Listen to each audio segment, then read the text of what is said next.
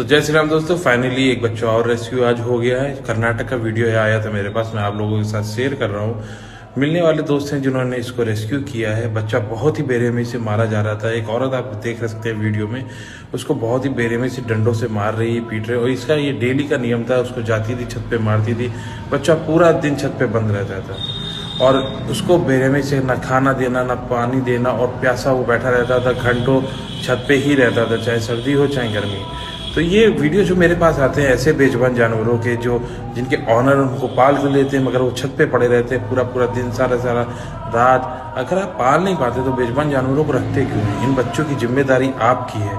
अगर आप इनको घर लाए हैं तो एक बच्चे की तरह रखिए, ट्रीट करिए उनको अच्छे, बिहेव अच्छा करिए उनके साथ। उनको कुछ नहीं जाता, वो आपसे प्यार करते हैं इसलिए आपके घर में है, और इसीलिए वो इतना बर्दाश्त भी करते हैं, आपको काटते नहीं हैं पलट के। तो प्लीज़ थोड़ी सी रिस्पेक्ट रखिए।